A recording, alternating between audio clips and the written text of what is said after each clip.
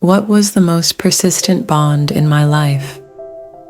The first was the bond with my parents and siblings by blood. The second was the bond formed through marriage and the connections with my spouse and his family. In the traditional Korean context, as a woman, I had to separate from my biological family and accept my husband's biological family as my own. Traditionally, in Korea, marriage for a woman meant becoming part of her husband's family and living by their rules.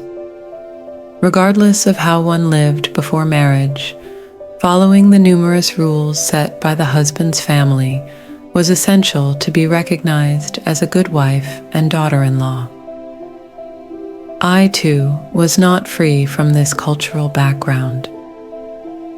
Even though it seemed natural to live that way, conflicts with my in-laws caused immense stress and overshadowed my entire married life with negative thoughts and feelings.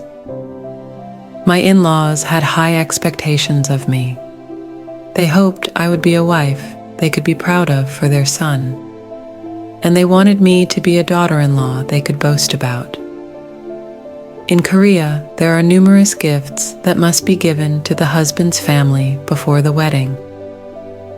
When both sets of parents met to set the wedding date, my husband's mother demanded many things, and my mother refused, saying it was excessive for a marriage based on love. I prepared the gifts to the best of my financial ability, but after the wedding, I struggled with my mother-in-law's negative comments. She constantly picked on me and made things difficult. In Korea, marriage was not just a union of two individuals, but a union of two families, something I painfully realized after getting married.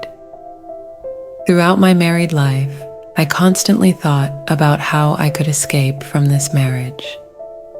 This difficult married life had a significant impact on my daughter as well. I told you not to get married and just live with love. If you do get married, don't have a child for at least 3 years. Once you have a child, you will hesitate to divorce and endure a difficult marriage due to your responsibility as a mother. I didn't want my daughter to live such a life. Half the world is men. Don't tie yourself to one man. Live freely and love as you wish. With these words, I instilled negative views about marriage in my daughter. Through meditation, I let go of the numerous grievances and regrets about my marriage. As I discarded the negative thoughts about my husband and his family, I began to understand their way of life. They, like me, were living as programmed individuals, carrying out the roles input into their minds since childhood.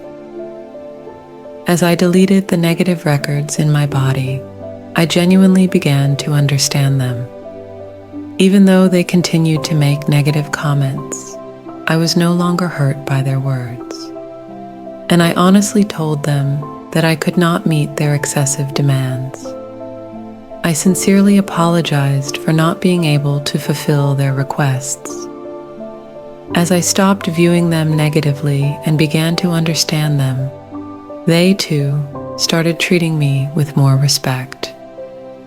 For a long time, I tried to change the relationships around me, or if that failed, I would escape from them. Through meditation, I realized that if I changed myself, the words and attitudes of the people close to me would change as well. Hatred begets hatred, and genuine understanding begets genuine understanding.